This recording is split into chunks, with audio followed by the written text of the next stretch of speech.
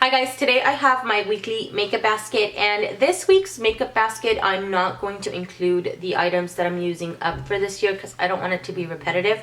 These items I'm going to be using in conjunction with, so kind of alternating back and forth between those items and then my weekly makeup basket. So I'm going to start off with primer, and a lot of this stuff I mentioned in my haul video from last week, so I want to use them this week and try them out so that I can have some kind of an opinion for you guys, kind of like a first impressions. This is the NYX Angel Veil Skin Perfecting Primer, and never tried this before. I haven't even opened this actually. It has the seal still on it.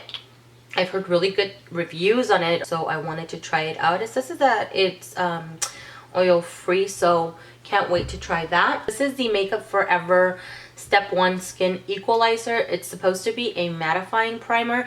I actually just noticed it right now. I was gonna use this one right here, which is from Milani, and it's been working out really well for me, but I noticed this one not just a second ago, and I want to give this a try. This is really exciting. It's the Step 1 from Makeup Forever. I think they have a few primers that give you different finishes.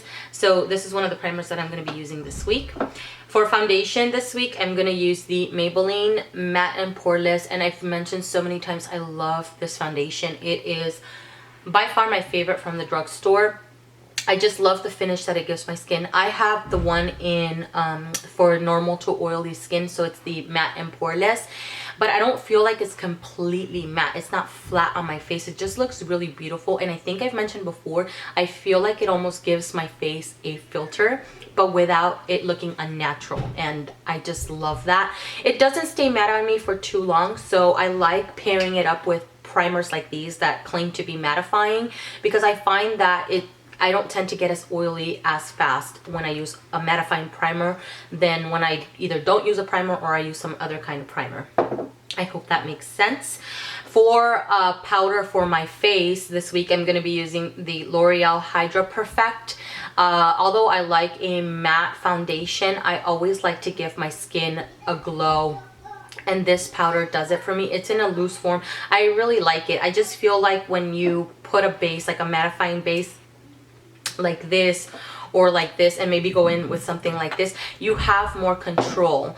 This is going to help you keep you matte longer, but this is still going to give your skin some kind of a glow, if that makes sense. So this is the L'Oreal Hydra Perfect, and I really like it, and I have mine in the medium shade. For concealer, the added concealer, I have two concealers I have in my makeup use up. So I pulled out the Maybelline Age Rewind Instant Age Rewind. I have not used this in a really long time, and I don't have very much left. I have like maybe right there. I have a little bit left, and I have the shade medium. I don't know if I mentioned that. So I'm going to be using that concealer this week. And then for correcting, I'm using the Bobbi Brown. This is the corrector in Dark Bisque, and it's kind of like a bit of a peachier tone type of corrector just for this area right here. I don't put this all underneath my eyes, only where I have like where it's darkest the most. For bronzer this week, I'm going to be using this palette right here, which is from NYX, and I mentioned this in my haul video from last week. This is the NYX Highlight and Contour Pro Palette. I have been using this palette already since I purchased it, and so far I have been enjoying it. I have it on my face right now. I don't know if you guys can even tell. I've had my makeup on now for about 4 hours. I really like it. The powders that I've been sticking to pretty much are these three right here, mainly for like the contours of my face, and then I mix these two right here to kind of contour the sides of my nose, and then bring it up into closest to my brow area. I really like that. I've also used this powder, and I like the brightening effect that it gives my under eyes, but my under eyes still crease with it, so I have to try to use another powder to prevent that, because this doesn't really prevent the creasing underneath my eyes. And then I have used this as well, although it is a bit of on the white side. I go very lightly on my face so that it doesn't end up looking very ashy. There it is right there. I like putting it on the tip of my nose. I think I ran out. Let me put a little bit on just the tip of my nose, just like the smallest bit. You don't need very much of this product, and it's really, really pretty. I really like it a whole lot, so I'm going to be using this palette this week. I'm also going to be using for a base for my eyes in conjunction with my MAC Soft Ochre Paint Pot, because that one I do have in my Makeup Use Up, and I know it's going to take me a while to finish that out. I pulled out the Color Tattoo from Maybelline. This is the one in leather, and this is in creamy beige. I really like this one. Like, if you want a no fuss and hardly any color on your lid area, I can use this and even bring it up to the crease and blend it out and then set it with something else, and I'm completely done. This is really, really great, and I have used it quite a bit. You can see that I have a dip on it, and I really like it a lot. I actually like the shade of this one more than my Soft Ochre Paint Pot. So for like an everyday, you know what I mean? So I'm gonna be using that. And I'm also using the Urban Decay Eyeshadow Primer Potion. This one is in Anti-Aging, and this tube lasts forever. I mean, there's so much product still, and I've had this product for a while, and it still works really, really well. It helps prevent the creasing of my shadows. Really enjoy that, so I'm going to be using that this week. And for my brows, in conjunction again with the items from my Makeup Use Up, I've been using lately the NYX. This is their brow little eyebrow cake powder, and I have it in dark brown, and it comes with these two little things right here, like a little spoolie right here and a little angled brush right there, which works really, really well in a pinch. Hardly ever do I find the need to use them, only if I'm on the go and I don't really have anything else available to me. But I normally stick to this shade right here. I don't ever find the need to use this. I have used it a couple of times, like the wax part, but for the most part I stick to these two shades. This one right here, most of all, I am wearing it on my brows today, and I feel like it matches me perfectly. And then I set it with my e.l.f. Clear Brow and Lash Mascara, which I've mentioned before is really great, and it's very inexpensive. For palettes this week, I'm going to use the Urban Decay Gwen Stefani palette, and I've used it a couple times so far. I have been enjoying it quite a bit. I've mainly stuck to these shades right here, this one right here. I've used this one and this one, which are like everyday shades for me, but I want to try to use some of these colors right here.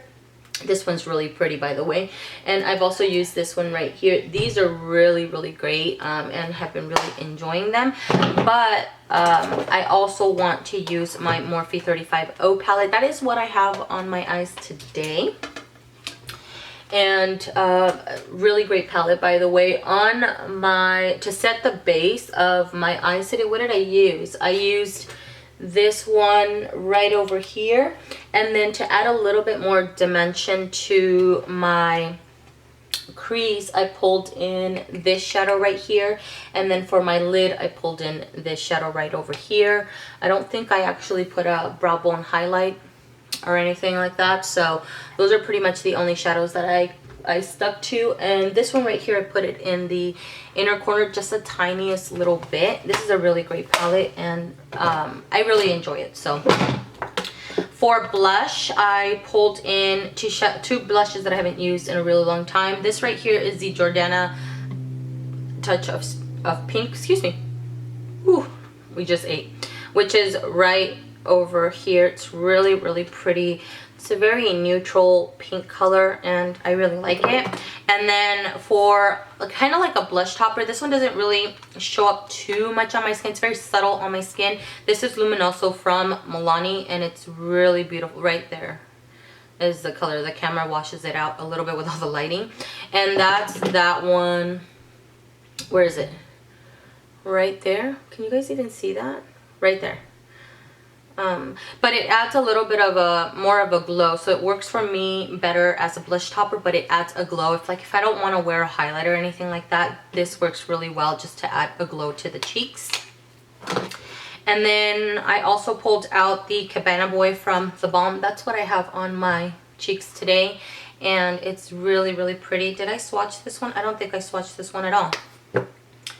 And this one also has a sheen to it, and that's that one right there. Really, really pretty. For kind of like an all over glow type of thing I pulled out the Balm's Betty Luminizer, and it's more of a bronzy shade, and that's that one right there. You can see the bronziness. I don't feel like you can use it as a matte bronze, and then you can top it off with this one. I like it more like in my cheek area just to give me an all over glow. It's really, really pretty. And then for mascaras, I'm sticking to the L'Oreal Telescopic and then the L'Oreal Voluminous, because I'm trying to finish this one out. It's getting a little bit on the dry side on me, so I need to finish this out.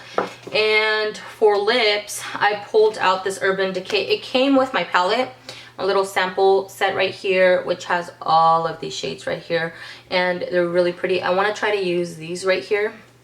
It's like a brighter red right here, and then this is kind of like a nudie pink brown, and this one right here is more of a fuchsia color. So to go with these, I pulled out these lip liners. I pulled out Milani Fuchsia, which is beautiful. I love it. It's this one right here at the end.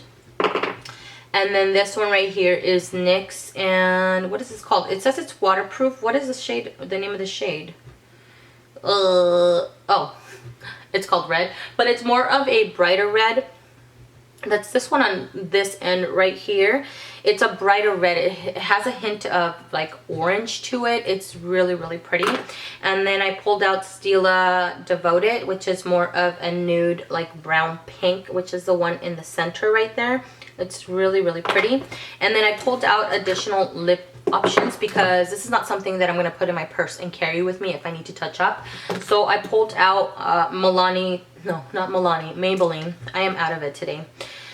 Maybelline Touch of Spice, which is so great, and I always have it with me because it's so beautiful. It's that one right there.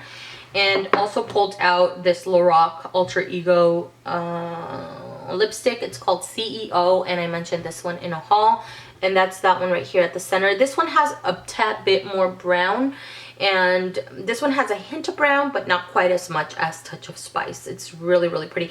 This one tends to look, I mean, this on the swatch it looks a lot darker, but on my actual lips, I have tried it a couple times, it looks a lot lighter, more of a nudie pink.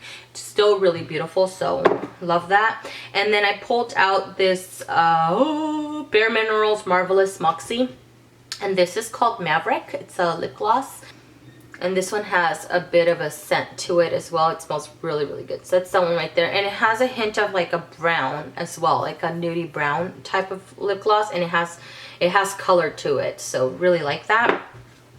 I think that is everything for this week's makeup basket. I hope you guys enjoyed it, guys. I hope you guys have a great week. I hope you guys enjoyed your weekend, and I will see you guys in the next one. Bye.